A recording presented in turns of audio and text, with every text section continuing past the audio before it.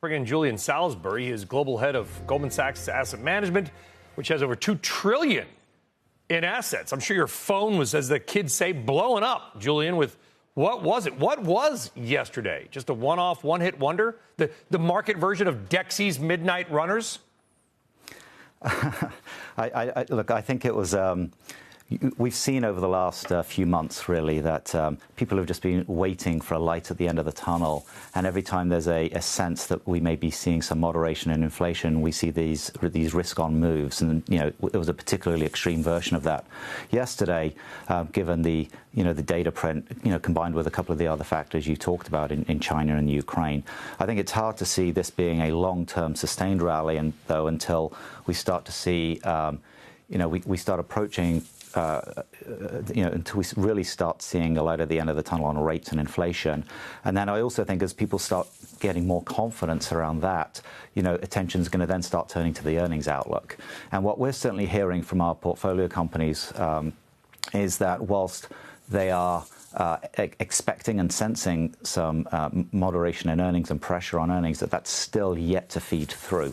So you may see a scenario where, whilst people get more confident about the rate outlook, that we still have the worst to come in terms of some of the earnings information that's going to come through. So I think until that's started to play through, it's hard to see a sustained rally here. Okay, let's talk about individual groups, because the macro market, we can kind of flip a coin and probably be almost just as right at this point. I want to talk about renewables, Julian. I do a lot of work on energy, as we know. I mostly talk about the dinosaur juice, obviously fossil fuels, but renewables are going to be a big part of the coverage going forward as well. And here's the thing. We got the world in Egypt right now talking about climate change, the Inflation Reduction Act, $300 billion being thrown in tax credits at a lot of these renewable strategies. I hate to use the term no-brainer when it comes to renewable investments, because that might make me sound like an FTX investor perhaps at this point, but it seems like there's a lot of tailwinds. There are huge tailwinds. This is one of the biggest secular themes to invest around over the next 10, 20 years. Absolutely. Word of caution, it was also a huge theme, back in the kind of 2007, 8, 9 period. You had a lot of money made by some of the early investors in renewable energy then, and then people started backing a bunch of crazy science experiments that went wrong. It then went through a period of consolidation.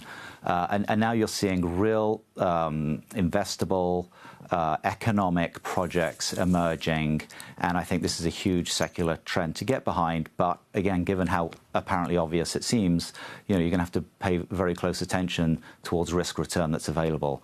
One of the real interesting things here is, whilst some time ago you started getting more economic opportunities around utility scale development, what was still lacking in terms of driving overall infrastructure rollout was some of the technology around batteries in order to manage the grid and the congestion that was taking place, and that's something that's also starting to reach a tipping point in terms of commercialization. Any other sectors that you like from a longer-term strategy at GSAM? Look, within infra, I would say this sustainable or renewable energy theme is clear. I also think just the general digitization theme is clear.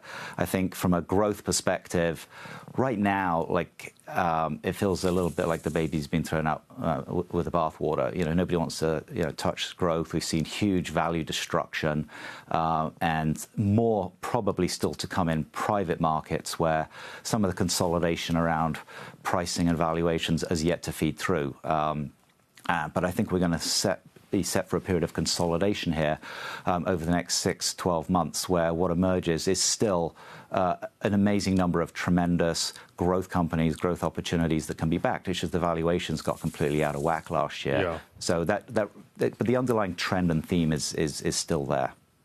All right, good stuff there. Longer macro, some ideas, and a lot of tailwinds behind the renewable space. Julian Salisbury, appreciate you joining us. Have a great weekend. Thank you. Thank you.